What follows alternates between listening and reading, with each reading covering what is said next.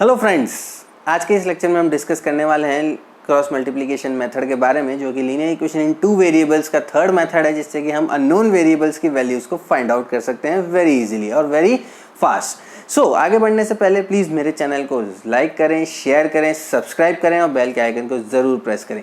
सो बात करते हैं हमारे पहले इक्वेशन की, that is x plus y is equals to 7। First equation it is given and another equation it is given that 5x plus 12y is equals to 7। So पहला step क्या होता है हमारे पास? पहला स्टेप होगा कि हम उन इक्वेशंस को, जो इक्वेशंस गिवन है, उन इक्वेशंस सारी पूरी वैल्यूज को हम उसको लेफ्ट हैंड साइड के ऊपर लेके आ जाए। So over here first step ये होगा हमारा step 1, that is this is step 1, x plus y minus 7 is equal to 0। 7 उधर था, हम उसको इधर लेके आ चुके हैं। दूसरी इक्वेशन आ जाएगी हमारे पास, that is 5x plus 12y minus 7 is equal to 0। So we have to make the equation in this form.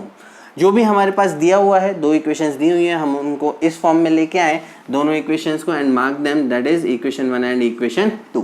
Now अब हम इसको प्रॉपर एक्चुअल मेथड से सॉल्व करेंगे, कुछ हम क्रॉस वे में मल्टीप्लाई करेंगे। सो ओवर हियर देखें, आप ध्यान दें, x माइनस वाई एंड 1।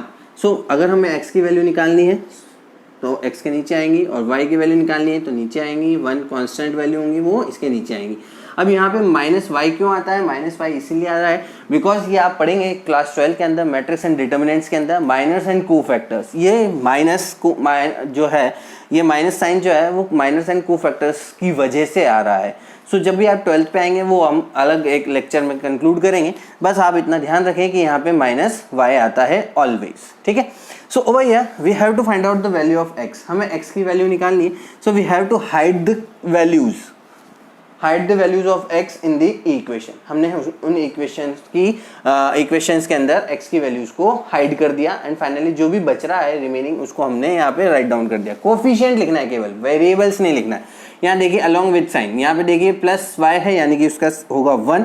यहाँ देखिए माइनस 7 है, ये रख दिया हमने माइनस 7। ये देखिए प्लस 12, ये प्लस 12 और यहाँ हो गया माइनस 7 ओवर हियर, ठीक है। अभी बस सिंपल आपको लिख लेना है, उसके बाद हम बताएंगे इसको कैसे क्रॉस मल्टीप्लाई करना है आपको, ठीक है।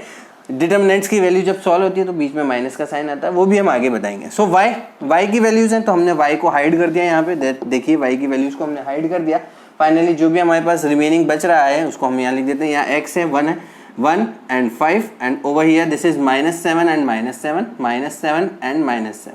फाइनली 1 यानी कांस्टेंट टर्म्स को हमने हाइड कर दिया, और जो रिमेनिंग बचा हुआ है that is x and 1, this is 1 and 5 and 1 and 12, 1 and 12 will be there and after this we have to cross multiply it. हम उनको क्रॉस मल्टीप्लाई करेंगे। आप हमेशा साइन ध्यान रखिएगा कि मैं पहले कौन सा एरो ले रहा हूँ, उसी के अकॉर्डिंग आपको लेना है। So first of all we have to take this from right hand side to left hand side, right hand side bottom में to this. So over here this we have to multiply and then minus sign of this. So over here we get x upon minus 7 into 1, minus 7 into 1, that will be minus 7 and we have to use the minus because ये अब determinant हो गया है। अब determinant भी आप क्या करोगे, 12th में पढ़ोगे। बस आपको ये ध्यान रखना है कि जैसे ही हम इनको मल्टीप्लाई कर देते हैं तो हमको माइनस का साइन यहाँ पे पुट करना पड़ता है, minus sign and this is 12 into minus 7, that will be minus का 84, माइनस का 84। ओवर हियर यहाँ पे आते हैं हम y की वैल्यू को सेम एज इसी वे के अंदर। अब देखिए पहले हमने यहाँ से यूँ लिया, अब उसको यहाँ से यूँ ले रहे हैं। अब यहाँ देखें दिस एंड दिस मल्टीप्लाई किया तो क्या आ गया, माइनस का 7 माइनस ऑफ, क्योंकि डिटर्मिनेंट सॉल्व कर रहे हैं। Then this 7 into minus 7 into 5, that will be minus 35 and finally the constant value हमने उसको ऐसा किया, this is 12 and finally this multiply किया तो कितना आ गया 5। Finally, what we get the values x upon this will be minus will become plus, so this will be there 77 positive में, minus y upon देखिए कितना आ जाएगा, that will be 28 and this is constant value, that will be 7।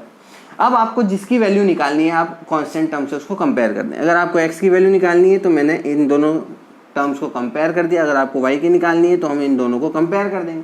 सो अगर हमको x की निकालनी है, so over here देखें 77 is equal to 1 upon 7, finally cross multiply हो गया। ये टर्म यहाँ चली जाएगी, तो x इज इक्वल टू क्या आ गया 77/7 that will be equal to 11.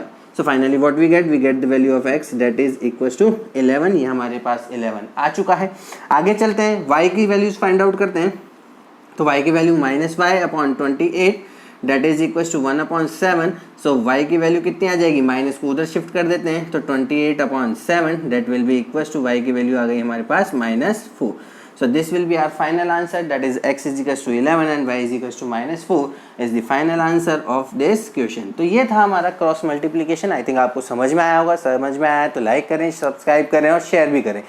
चलें आगे चलते हैं हम हमारे नेक्स्ट क्वेश्चन के ऊपर. नेक्स्ट क्वेश्चन थोड़ा सा हम टिपिकल लेते हैं और वेरिएबल्स की फॉर्म में लेते हैं. अब हम उनमें क्या करेंगे कि ये वाली स्टेप हम नहीं लिखेंगे और ये वाली स्टेप पे हम डायरेक्ट आ जाएंगे.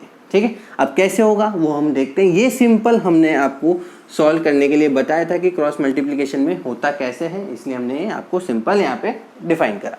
नेक्स्ट क्वेश्चन की बात करते हैं, तो नेक्स्ट क्वेश्चन पे आते हैं. चलिए नेक्स्ट क्वेश्चन की बात करते हैं. तो जैसा कि क्वेश्चन मेंशन है हमारे ऊपर, हमने उनको क्या करा, फर्स्ट स्टेप जैसी हमारी थी कि हमको उनको सारी टर्म्स को LHS साइड की तरफ लेके आना है, लेफ्ट हैंड साइड की तरफ लेके आना है. सो हम उनको सारी टर्म्स को लेफ्ट हैंड साइड की तरफ लेके आ चुके हैं और इक्वल टू हमने 0 कर दिया है. अब यहाँ हम ध्यान दें कि हम अब क्या करेंगे, हमको x की वैल्यू निकालनी है. सो हमने यहाँ ले लिया x, हमको y की निकालनी है तो -y, एंड जब कांस्टेंट की वैल्यू निकालनी है तो हमने यहाँ ले लिया कांस्टेंट टर्म. क्लियर. तो ये हम कांस्टेंट टर्म यहाँ ले चुके हैं. दिस इज x की वैल्यू निकालनी है ऐसा, -y निकालना है और 1 कांस्टेंट टर्म निकालनी है, तो हम ऐसा लिख लेते हैं. This is. तो अब देखें ध्यान से, अगर हमें x निकालना है, जो निकालना है उसी को हाइड करना है. ठीक है, सो हमको x निकालना है तो हमने x को हाइड कर दिया और जो बाकी बचा हुआ उसको हम डायरेक्ट मल्टीप्लाई कर देते हैं. यहाँ पे देखिए दिस इंटू दिस सिर्फ कोफिशिएंट देखिए, -a² - b² इंटू 1/b. सो हम यहाँ लिख देते हैं, दिस इज माइनस ले लिया और ये आ गया a² - b² will be there. This is minus. ठीक है, अब माइनस आ गया तो माइनस और डिटरमिनेंट सॉल्व कर रहे हैं तो इट मीन्स डायरेक्ट हमने ले लिया.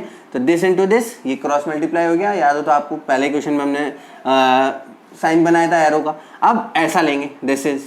सो 2 इंटू बी, अब माइनस माइनस है, दोनों प्लस हो जाएंगे, so that will becomes 2b. I think it is clear, आपको क्लियर होगा.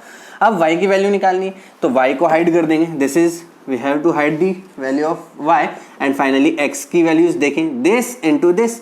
तो क्या आ जाएगा, minus of a² - b² divided by a, 1/a, minus यहाँ पे minus into a that will become -2a.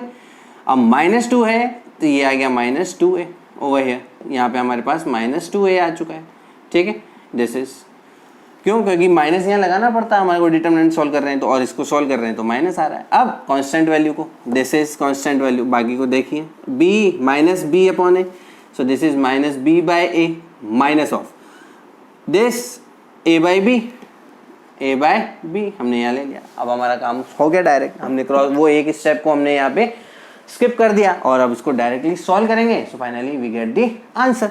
So over here what we say, see इसको solve करते हैं तो x अपॉन क्या आ रहा है हमारे पास, माइनस ऑफ a² - b². और अगर इसको सॉल्व करते हैं, दिस इज ओपन ही कर देते हैं ब्रैकेट को. सो क्या आ जाएगा मेरे पास, -a² + b² minus this is twice of b² after taking the LCM. जैसे हम इसका एलसीएम लेंगे तो this will be there, -2b² आ जाएगा. y की वैल्यू देखते हैं तो -y अपॉन, सॉल्व करते हैं भाई इसको, देखें तो माइनस का a², this is minus will become plus b² and after taking the LCM this will be get a, और ये आ जाएगा माइनस will become plus है आपका, तो this will be plus twice of a². ये आ गया twice of a² और constant term आ जाएगी आपकी finally over here. ab is the LCM, हमने यहाँ पे LCM ले लिया ab. अब देखिए माइनस का b² and minus of a² will be there. This is the constant term. Clear.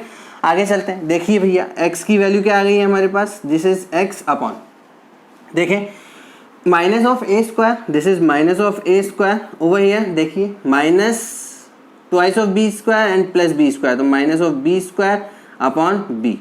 And finally minus y upon same as it is, this is a² + b² upon a. और ये जो minus है ऊपर का, इसको हम नीचे शिफ्ट कर देते हैं. ये हमने नीचे शिफ्ट कर दिया. दिस इज, तो ये अगर हो जाएगा तो क्या आ जाएगा minus a square minus b square, तो हम यहाँ डायरेक्ट लिख देते हैं this is minus a square minus b square, this will be there. Clear. अब यहाँ क्या आ चुका है हमारे पास, दिस इज अगेन इसको रीअरेंज कर देते हैं, तो minus a square minus b square upon a b will be there.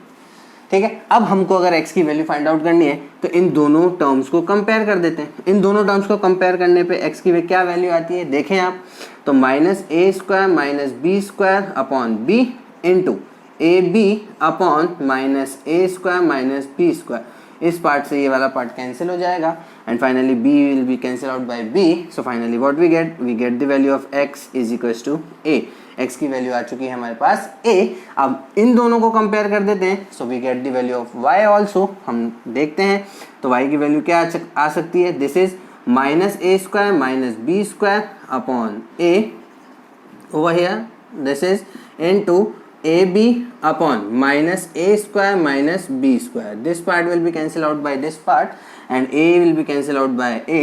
So finally what we get, by is equals to b. So finally what we get the final answer, x is equals to a and y is equals to b. This is our final answer and this is all about the cross multiplication. So अगर आपको मेरा channel अच्छा लग रहा है तो please उसको like करें, शेयर करें, सब्सक्राइब करें और नीडी पर्सन्स को ज़रूर शेयर करें।